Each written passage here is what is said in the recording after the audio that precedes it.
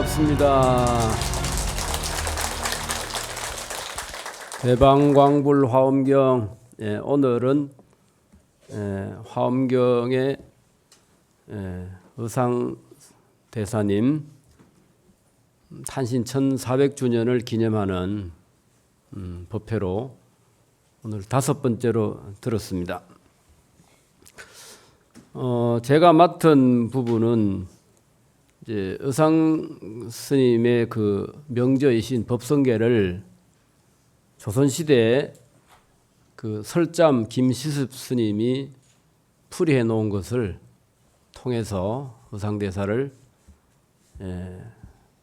생각하는 그런 법문이 되겠습니다. 의상 스님은 그 신라시대 원효대사와 더불어서 우리 한국 불교의 새벽을 여셨다.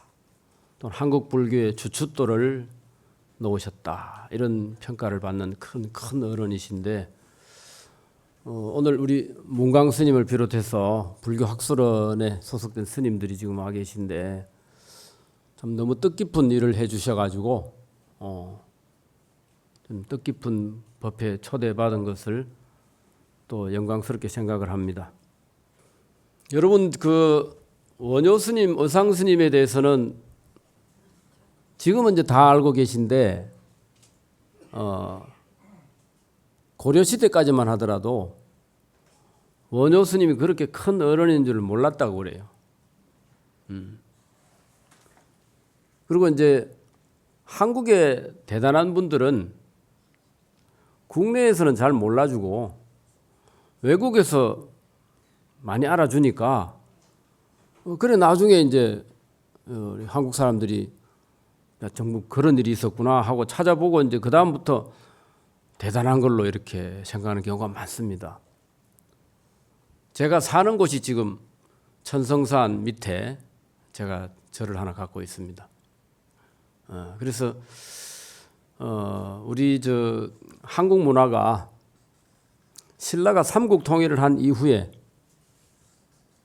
이제 부산 경남 이쪽 그러니까 가야 문화와 신라 문화가 어우러져 가지고 한국의 주류 문화를 형성하게 되고 거기에 또 우리 불교가 역할을 해서 삼국 통일부터 훈민정음 창제에 이르기까지 그런 문화가 많이 이어져 있습니다. 그래서 제가 이제 공부를 해보면 우리 한국은 부처님이 지켜주는 나라다. 저는 그렇게 생각을 해요. 여러분 그렇게 느끼지 않습니까?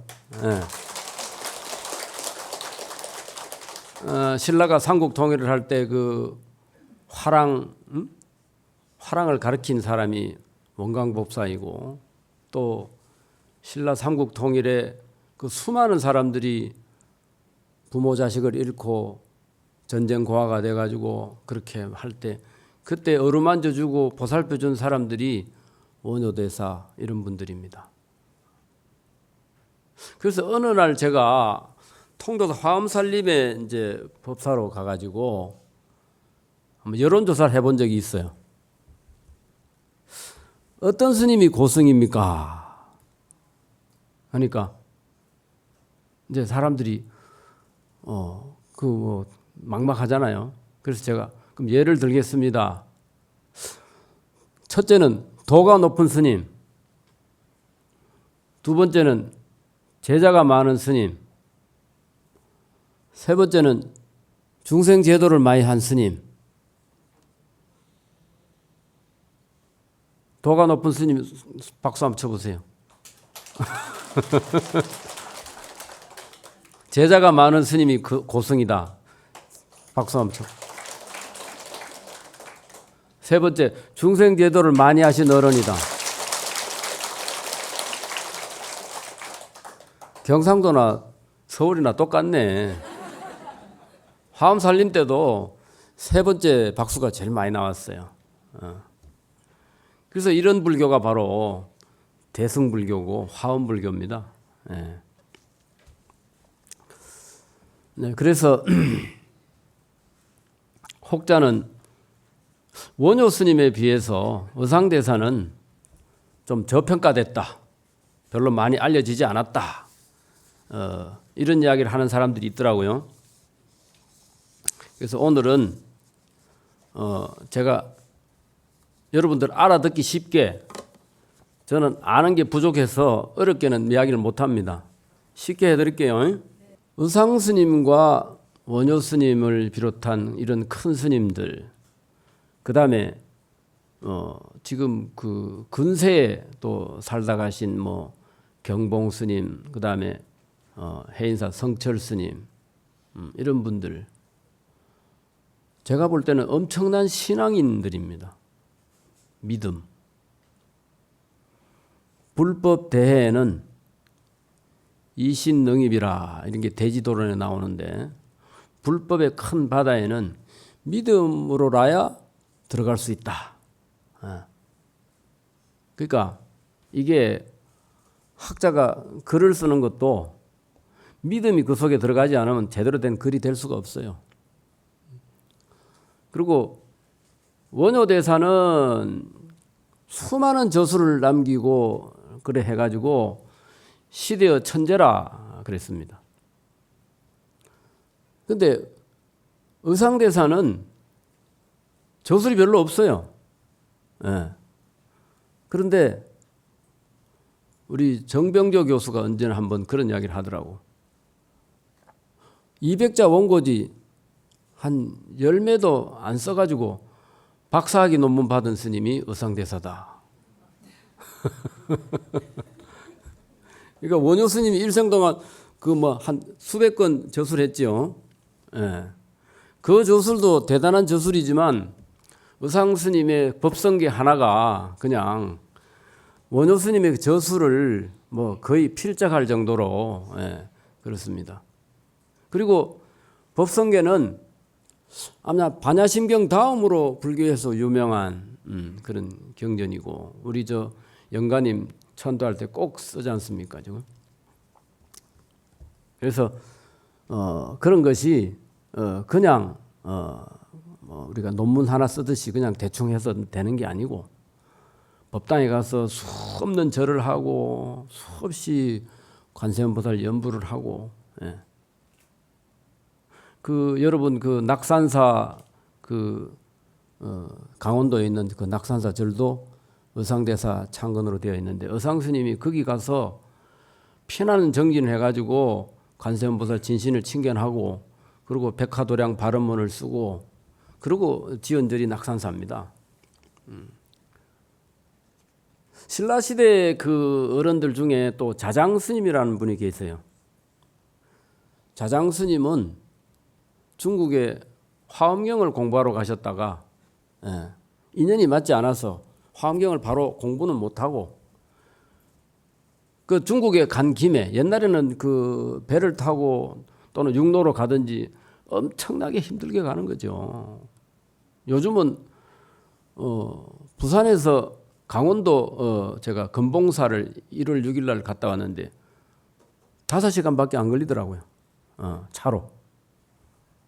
요즘 뭐 중국 뭐 어디 인도 해도 뭐 하루 만에 몇 시간 만에 가잖아요. 예. 이제 그런 시대를 살고 있기 때문에 우리가 이제 그것을 정말로 얼마나 참 힘든 일인지는 짐작을 못 하실 수 있는데, 그래서 자장 스님이 중국에 가신 김에 문수 기도를 통해서 그래가지고 7일 용맹정진 기도를 해가지고 그 여러분 잘 아시다시피 부처님 가사하고 부처님 사리를 모시고 통도사에 가가지고 통도를 창건했다. 요 세 분이 신라 불교의 초석을 다진 그런 큰 어른들이십니다.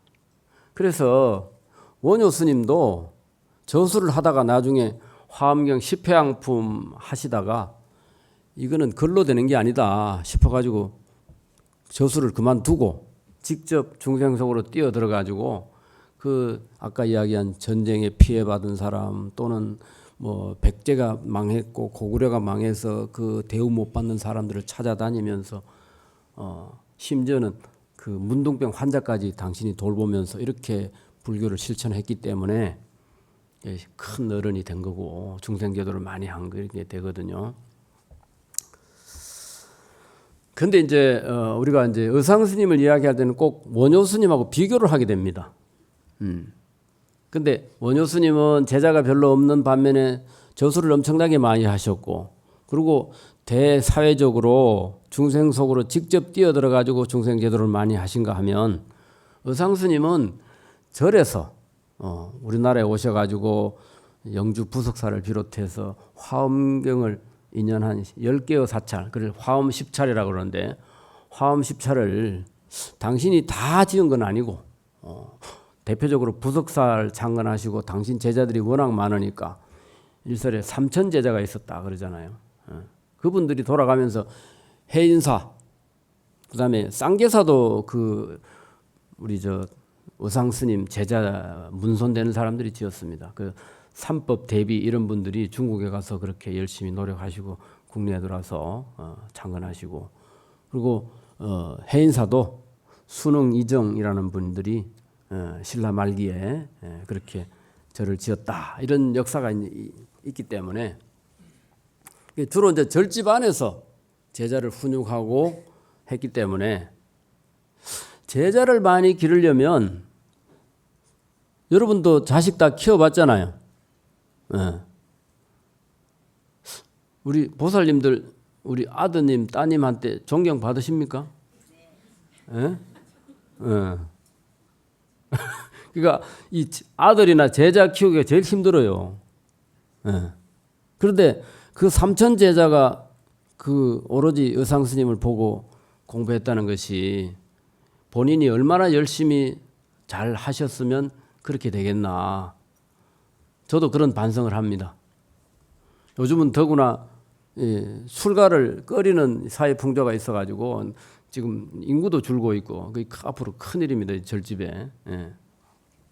그런데 그 의상스님은 그 3천 제자를 기르면서 훌륭한 선지식들을 많이 배출을 했습니다.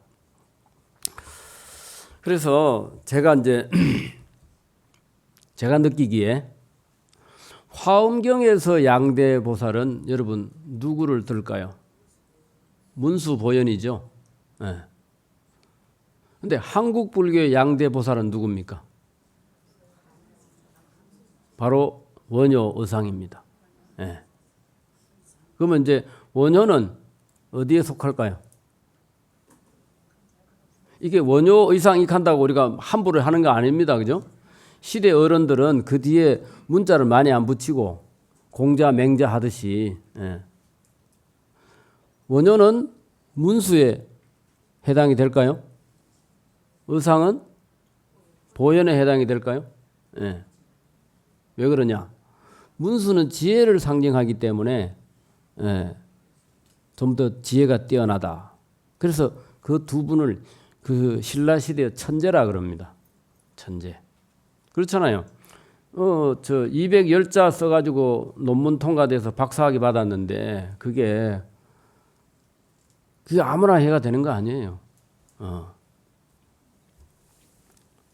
그래서 이 원효 스님이 가는 곳에는 의상대사가 갑니다. 의상대사의 흔적이 있는 곳에는 원효대사가 가요. 그 희한하죠. 이거는 뭐냐 하면 지혜만 가지고 이 세상을 제도할 수가 없고, 그죠? 그리고 또 자비만 가지고 이 세상을 제도할 수가 없습니다. 자비를 실천하려고 하면 수많은 사람들에게 뭐를 베풀어야 되죠. 그죠? 재물을 베풀어야 됩니다. 근데 자비라는 것이 지혜가 없으면 그게 진정한 자비가 될 수가 없어요. 그리고 정말로 부처님의 지혜를 실천하려면 그 속에 자비 정신이 없으면 지혜가 빛을 발하지 못한다. 그러니까 지혜는 자비를 표방을 해야 비로소 그것이 빛이 나고, 또 자비는 그 지혜가 있어야 모든 중생을 제도할 수 있다. 자비를 베푼다고 하면서 자기하고 친한 사람, 자기 식구 이런 사람만 챙기면 세상이 어지러워지잖아요. 여러분들 다 체험하셨죠? 몇 년 동안. 그러니까 지혜와 자비가 함께 가야 된다는 거예요. 그러니까 원효가 가는 곳에 의상이 가고 의상이 가는 곳에 원효가 가는 겁니다. 여러분 잘 아시다시피 원효 스님과 의상 스님은 8살 차이가 났지만 의상 스님은 어떻게 표현했냐 하면 나는 화엄의 바다를 건너가는 작은 배지만 원효대사는 화엄의 바다 그 자체다. 의상이 원효를 그렇게 이야기를 했어요. 왜 그러냐? 본인은 중국에 가려고 둘이서 나섰다가 비바람을 맞고 한쪽 전쟁 중에 막 그냥 잠잘 곳도 없고 해서 어디 들어가 자고, 여러분 다 아시죠? 목이 말라서 그냥 물을 벌컥벌컥 들이키고 그러고 잤는데 그 다음날 아침에 일어나 보니까 그 물이 해골물이더라. 그런데 자기는 구역질만 났는데 원효 스님은 무릎을 탁 치면서 아 이거다. 내가 이미 깨달았는데 중국에 갈 이유가 없다. 가는 길이 힘들어서 안 간 거 아니죠. 예. 그런데 고려시대 중기에 대각국조사 의천 스님이 중국에 유학을 가가지고 여러 가지 중국 스님들의 그 저수를 보고 보니까 그 속에 효공 자꾸 나오니까 효공이 누구냐? 해동 효공이다. 그래가지고 고려에서 온 의천 스님 보고 효공에 대해서 잘 아느냐 하니까 아니 효공 원효인가? 그러고 와가지고 돌아와서 이래 보니까 그게 다 원효 스님을 지칭하더라. 제가 사는 그 청선산 옆에 그 척파남이라는 곳이 있습니다. 거기서 판때기를 던졌다고 척파남이고, 또 중국에서 1000명 제자가 양산으로 와가지고 거기서 천성산에 살면서 공부를 했다. 그래서 천성산이고, 그죠? 근데 제가 신도들한테 물었어요. 우리나라 원효대사가 대단한 걸 누가 중국에 알렸을까? 같이 해오는 물을 먹었는데 나는 못 깨달아가지고 나는 중국에 가서 공부해야 되겠다고 열심히 갔는데 가면서 나는 왜 못 깨닫지? 이런 생각 안 했을까요? 그래서 중국의 그 현수법장을 비롯한 그 대단한 그런 어른들과 사귀면서 누구 이야기를 했겠습니까? 예, 우리나라에 원효라는 분이 계신데 정말 내 마음이 일어나니까 온갖 법이 생기는데 내 마음이 없어지니까 온갖 법이 다 없더라. 어젯밤에 묵은 해골물을 오늘 아침에 왜 구역질을 하게 됐냐? 그렇죠? 해골물이 더러우면은 그 먹을 때 바로 구역질 해야 되는데 자기는 요즘 말로 오바이트만 했는데 원효대사는 깨달아 버렸다. 이제 그러고 이 두 분 어른들이 그 삼국 통일 과정에서 당신 역할을 제대로 한 분들입니다. 우리 원효 스님과 의상 스님은 나라를 어떻게 하면 지켜낼까 이런 데에 대해서 엄청나게 생각을 하셨고, 여러분 불교 문자에 신토불이라는 거 있죠? 신토불이가 뭐냐? 그게 화엄경에서 나온 이야기입니다. 우리의 몸은 정보고 우리가 사는 이 세상은 의보다는 거예요. 저는 짧은 생각으로 스님들은 애도 안 놓는데 뭐하려고 그렇게 목숨 바쳐가며 임진왜란때도 그렇고 서산사명이 그렇게 목숨 바쳐가며 나라를 지켰을까? 우리가 사는 이 세상이 평안스럽지 않으면 내가 절에서 도 닦을 수가 없잖아요. 그렇죠? 근데 요즘 우리 세속에서는 어때요? 애 교육비 많이 든다고 자식도 안 낳아? 우리 기성세대가 지금 세대를 잘못 가르친 거예요. 그러니까 그 진지하게 우리 젊은 세대들한테 이야기를 해 주십시오. 이 인구가 줄면 나라가 결국은 망조가 됩니다. 그래서 신라 시대의 이 대단한 이분들이 신라 삼국 통일에까지 크게 역할을 하신 것을 우리가 이제 기억을 해야 되겠고, 여기서 이제 제가 오늘 맡은 부분이 여기 갓쓴 분 계시죠? 이분이 설잠 김시습 선생입니다. 이분이 조선시대 전체의 천재, 최고 천재라. 이분은 조선 세종 때 사람인데 어릴 때 2살, 3살 요럴 때 천잠은 깨치고 그래가지고 시를 뭐 3살, 4살 때부터 지었답니다. 한시를. 그래가지고 세종대왕이 하도 기특하다 하니까 불러가지고 시험을 해봤대요.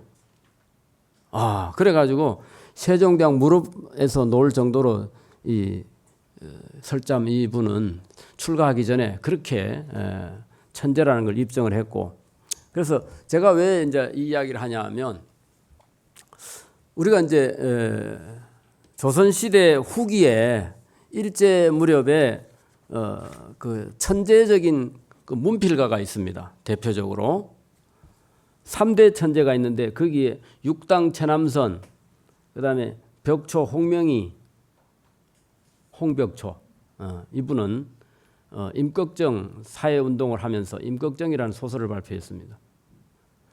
그다음에 춘원 이광수, 이 세 사람을 일제 그 구한 말에 3대 천재라고 합니다. 제가 왜 이 말씀을 드리냐 하면, 머리 좋다는 사람이 원효 의상은 그들 그렇게 사셨는데, 이분들은 처음에는 독립운동하고 뭐 하다가 벽초 선생 말고는 다 친일로 돌아섰어요. 뭐 친일이 꼭 나쁘다는 건 아니지만은 어떤 자기 어떤 그 지조를 버렸잖아요. 근데 이 벽초 홍명희 이분은 나중에 보니까 공산주의자더라고. 북한에 가서 김일성 다음으로 대우를 받는 그런 사람이었는데, 어쨌든 이분들이, 그러니까 이 시대의 천재들이 처신을 잘해야 두고두고 칭송을 받고 존경을 받고 원효 의상처럼 그렇게 되는데, 이 설잠 김시습 이분은 조선시대의 최고 가는 천재로 추앙을 받으면서, 이분이 더 빛나는 것은 뭐냐 하면 뭡니까? 문종 때인가? 사육신이 생기죠. 이분은 이제 김시습은 생육신이라 그랬잖아요. 사육신이 다 어떤 수양대군의 어떤 그거에 의해서 그렇게 핍박을 받을 때 이분들이 다 사육신이 다 죽었는데, 그분들을 모셔가지고 묘를 잘 써준 분이 바로 이 김시섭이었답니다. 그런데 그렇게 해놓고 나서 본인은 이제 세속에 미련이 없다 이래가지고 그 길로 출가를 했어. 그래 살면서 그 천재적인 머리를 가지고 불교를 위해서 많이 노력을 하시고 그렇게 하셔서 지금 이 법성계에 대해서 당신이 주석을 달아가지고 화엄 법계도 주라고 이렇게 저수를 남겼는데, 오늘 여러분들한테 이제 책을 나눠드렸으니까 146쪽을 한번 펴볼까요? 합장을 하시고, 능이 회인 삼매중 번출여의 부사이라. 능이 해인 삼매 가운데 들어가서 마음대로 부사연 경계를 무한히 만들어낸다. 근데 여기 여러분들 능입하니까 좀 생소하다 싶으죠? 일반적으로 능인해인 삼매중 이렇게 많이 알려져 있습니다. 이게 한번 이 오자가 나서 이게 정착이 되는 바람에 능인이라 하면 어지린자를 쓰면 그거는 석가모니 부처님을 능인정목이라 그러잖아요. 근데 그렇게 우리가 알려졌는데, 이제 그게 아니고 뒤에 번출 출자하고 맞으려면 앞에는 입자가 들어가야 됩니다. 그래서 능입 해인산매의 그 속에 들어가서 그렇게 되면 내 마음대로, 여의라는 게 내 마음대로 하는 거잖아요. 내 마음대로 부사한 경계를 무한히 만들어낼 수 있다. 자주 만들어낼 수 있다. 그러니까 우리가 해인산매, 그렇게 화엄경의 대표 산매가 해인산매인데 해인산매에 들어가려면 여러분들 엄청나게 노력을 해야 됩니다. 그냥 귀 열어놓고 듣기만 한다고 되는 게 아니에요. 그래서 선지식 스님들의 공통점이 뭐냐? 훌륭한 신앙인이더라는 거예요. 조속 예불은 물론이고. 그래서 오늘날 제가 이 법회 다니면서 이제 법문을 해보면 우리 불자님들이 이 코로나 이후에 젊은 사람들이 더구나 불교 믿는 사람 숫자가 많이 적습니다. 그래도 연세 드신 분들은 예전부터 해오던 게 있어서 이리 오시는데 집에 앉아가지고 편안하게 그저 유튜브나 보고 이래가지고 이게 절대 이 불교가 내게 될 수가 없어요. 불교는 단적으로 무슨 종교입니까? 불교는? 그거를 저는 부처되는 종교라 이렇게 느낍니다. 부처되는 가르침. 우리 모든 중생이 부처되는 가르침이다. 근데 우리 불자들도 네가 부처다. 기분 좋죠. 근데 우리가 부처로 살고 있습니까? 불교를 믿으면 부처님 행동을 따라 해야 돼요. 그거를 할 때 내가 부처인 거지. 불교 믿으면서 온갖 나쁜 짓 다 하면 그 불교 신자 아니야. 그러니까 진정으로 불자가 되려면 정말 확고한 믿음이 있어서 예전에 어떤 스님 왜 안경 안 쓰십니까? 하니까 송광사 국사전에 가보니까 안경 쓴 국사가 한 분도 없더라. 그래서 나는 안경 안 쓴다. 그 정도 돼야 믿는 거예요. 그게 웃을 일이 아닙니다. 그래서 저는 그 대단한 분이다. 그러니까 원효 의상이 그냥 책만 잘 쓰고 그냥 법성계 하나 해가지고 유명한 사람 된 거 아니에요.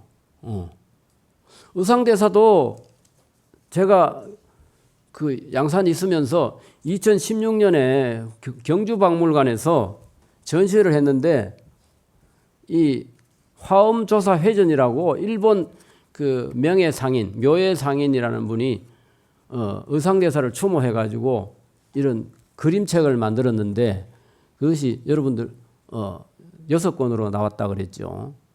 나중에 여러분들 그 유튜브 화면에도 나갈 겁니다만 그 중에 의상대사를 4권으로 표현을 했고 원효대사를 2권으로 표현했대요. 그러니까 본인은 화엄종으로서 의상대사를 그만큼 존경한다는 거죠. 그러니까 일본의 유명한 스님이 그 1100년, 1200년 이 무렵에 의상대사에 완전히 올인한 겁니다. 그래 그런 걸 만든 거예요. 그래서 화엄조사회전, 화엄연기 이게 일본 국보야. 그래서 하니까 한국 사람들이 그래? 원효만 대단한 게 아니었네. 의상도 대단하네. 그래가지고 이제 이게 알려졌는데 이게 그때 만들어진 거예요. 이게 명호장처럼 만들었는데 앞에는 화엄조사 회전의 그림이 들어가 있어요.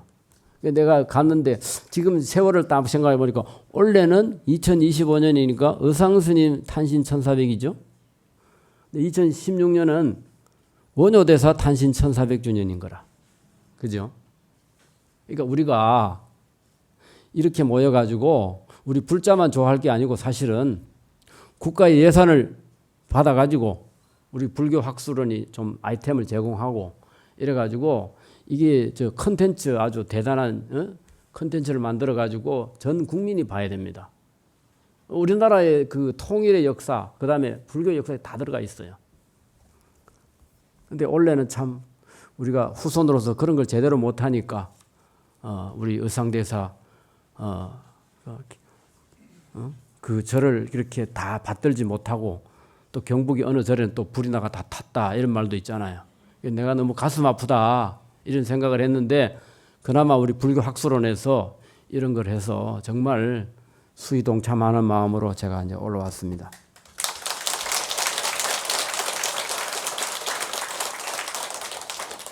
그러니까 시대의 천재라는 말을 듣는 사람들 중에 설잠 김시섭 같은 분은 훌륭한 삶을 사셨고 꼭 우리가 비방할서가 아니라 어떤 분은 머리가 너무 좋은 나머지 살려고 지조를 바꾸는 사람도 있는데 우리가 그렇게 살아서는 안 되겠죠.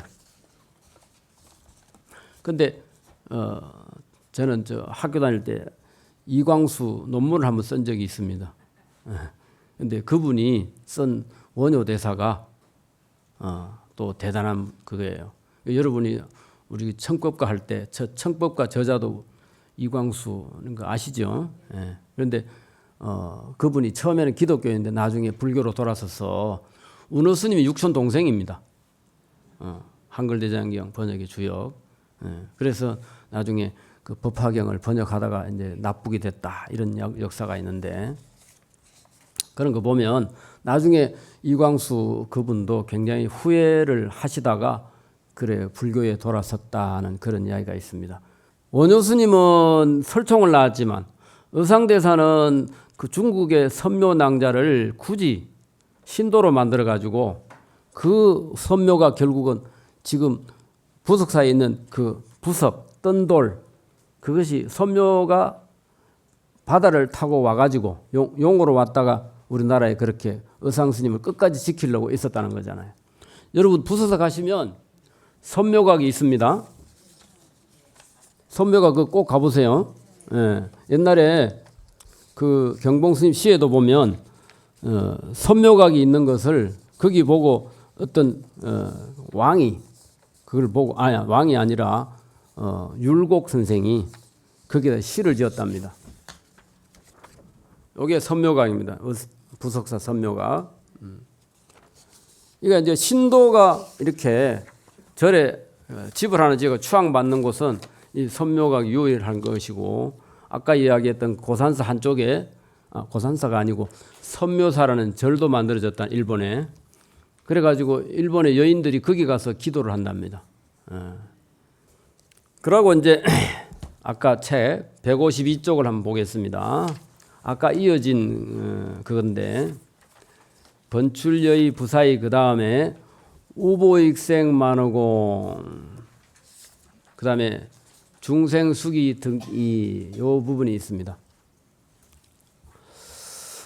허공에서 가득하게 보배를 쏟아부어 중생들에게 이익을 주되 중생들은 그릇 따라 그 이익을 얻는다네. 이게 이제 그 법성계에 제가 주목하는 개성입니다. 159쪽에 보면 하늘에서 아무리 많은 비가 쏟아지더라도 그릇이 작으면 빗물을 적게 담을 수가 있고 그릇이 크면 많이 담는다. 그러니까 우리가 열심히 기도라든가 정진을 통해서 우리의 신심을 키우고 그다음에 우리의 정진을 더 크게 하면 우리 그릇이 커질 수가 있다는 거죠. 예.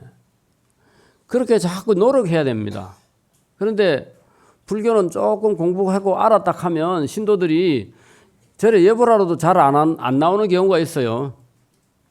그래서 평소에 성인들의 가르침을 열심히 공부해 자신의 그릇을 크게 키워야 된다. 제가 청량도 번역할 때 우리 무비큰 스님 그 격려를 많이 받으셔가지고 그래가지고 하필 또 내가 이거를 오늘 주제로 한 것 같아서 여러분들에게 이거 큰 책, 긴 책 아니니까 딱 보기 좋은 책이잖아요. 이거 한번 보시고 그래 참고하시라고 내가 오늘 법공양을 하는 겁니다.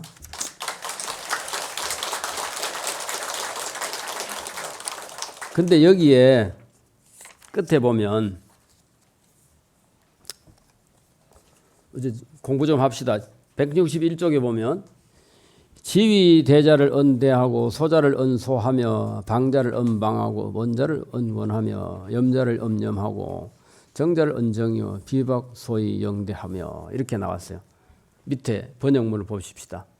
우리가 큰 것을 크다 하고 작은 것을 작다 하며 모난 것은 모나다 하고 둥근 것을 둥글다 하며 물든 것을 물들었다 하고 깨끗한 걸 깨끗하고 말할 뿐이요.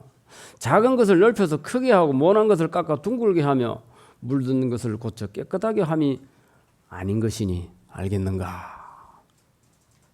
우리가 사람이 다 자기 그릇이 있는데 다른 사람이 그 사람 보고 자꾸 뭐라 하지 말고 본인 스스로 그 그릇을 키워야 될 일이다. 뭐 그런 뜻을 이야기한 것 같아요. 이거는 이 설잠 스님 살던 시대가 신분제 사회였기 때문에 양반이 상놈을 상놈이라 하고 무시하고 이렇게 하는 그 현실을 빗댄 것 같고요. 그 밑에 끝에 보면 산허의 풍락석하고 누정의 월치문이라. 이게 두보 시더라고요. 중국의 두보 시인데 두보 선생은 시인으로서 시성이라고 그러잖아요. 왜냐하면 이분은 자기가 워낙 고생하고 살았기 때문에 우리 서민들 일반 사람들의 고충을 너무나 잘 안다는 거예요. 그래서 그 전문을 제가 한번 봤습니다. 이게 보니까 두보 시인데 이게 왜 하필 이 설잠 스님이 두보 시를 소개했을까요? 어선풀에 추운 강에 저녁이 들자 길게 이어진 흰 안개 어둡구나. 산이 비었으니 바람이 돌을 떨어뜨리고 고요한 누각에 달빛이 문으로 들어온다. 딱딱이 치는 불쌍한 사람은 옷도 없이 어느 마을에 살라 왔는가. 시절의 위태로와 온갖 어려운 일 생각하는데 도적들아 너희들 아직도 살고 있느냐. 마지막에 이렇게 딱딱이 치면서 그 왜 우린도 왜 어릴 때 찹쌀떡 이러면서 왜 하던 거 여러분 들어보셨나요? 예. 못 사는 사람이 밤에 그 다니면서 그거라도 팔아가지고 생계 유지하려고 그런 사람 그래 고생한 사람들이 있는데 이 어려운 시절에 벼슬 하고 도둑질 해가지고 배불리 먹고 사는 너희들 아직 숨쉬고 있느냐? 두보 선생이 지금 이렇게 마지막을 짓고 있어요. 그래서 제가 이제 결론하기를 불교를 공부하고 수행하여 사는 우리 불자들은 오늘 어떻게 살아야 할까? 그 세간 지식이 아무리 훌륭하더라도 나는 출가하려고 한다. 그러면서 서당을 박차고 출가했던 중국의 고승 대종구 스님이 생각이 납니다. 세간에서 아무리 뛰어나더라도 신앙을 잘하고 열심히 수행 정진하는 출가해가지고 하는 스님들을 못 당한다는 거예요. 그러니까 여러분들이 불교를 믿었으면 정말로 확실하게 믿으셔가지고 오늘날 뭐 시대가 말법이라 하지만 여러분들이 열심히 공부하고 열심히 정진하면 이런 훌륭한 스님들 여러분들을 위해서 이렇게 설법해 주는 이유가 바로 그런 거 아니겠습니까? 그래서 제가 여기는 좀 소개가 되고 있지 않지만 이 두보시 끝 구절에 너희들 아직도 이곳 한반도에 숨쉬고 있는가? 그게 이게 중생을 사랑하는 어떤 그 생각이 있고 또 이 설잠 긴시습 이분도 그 벼슬을 위해서 사육신 다 죽이고 하던 그런 시절에 살면서 그렇게 사는 모습을 보면서 정말로 우리 국민과 우리 세상을 위해서 권력을 가진 자든 안 가진 자든 처음 먹은 그 마음 잘 유지하면서 오늘 제 말씀을 마치겠습니다.